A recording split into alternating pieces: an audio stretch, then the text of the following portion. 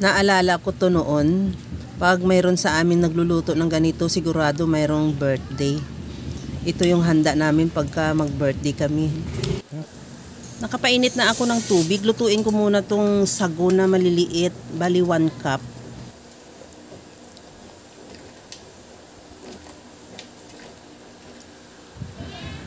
Takpan ko muna hanggang sa maluto. Pagka ganitong luto na rin yung sago, maglagay na rin ako ng 2 cups yan ang nilagay ko na malagkit. Nugasan ko na rin siya. At ihalo lang din at takpan ko ulit din hanggang sa maluto lang din yung malagkit.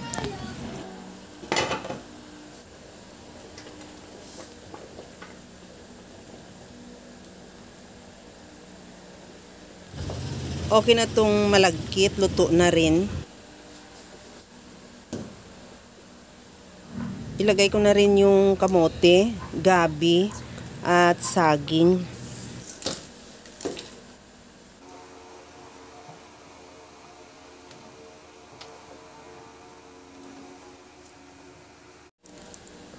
Gumawa din ako ng bilo-bilo na obi flavor. Bali, glutinous powder na nilagyan ko lang ng tubig at food coloring na obi. At binilog ko lang. Pagkatapos niyan, ihalo lang ng bahagya at takpan ko ulit hanggang sa maluto yung nilagay natin. At pagkaluto niyan, maglagay na rin ako ng asukal. Depende sa'yo kung anong asukal ang ilagay mo. Either, sa akin kasi bali negro ang tawag dyan, dark brown talaga. Pwede naman yung light lang o kaya condense. Masarap din yung condense. At takpan ko ulit hanggang sa medyo maglapot na siya. Pagka ganito na medyo malapot na, okay na yan. At maglagay na ako ng gata. Bali, 2 pack lang na gata. Yung instant gata na ang ginamit ko. Hindi na ako nagpiga kasi malayo sa amin yung niyog dito. At ihalo lang at pakuluan ng bahagya hanggang sa maluto yung gata. At okay na yan. Tikman na lang natin kung okay na yung tamis niya. Kung halimbawa kulang pa, pwede ka naman magdagdag. At pagkatapos niya, ready to serve na yung ating napakasarap na lugaw ang tawag sa amin.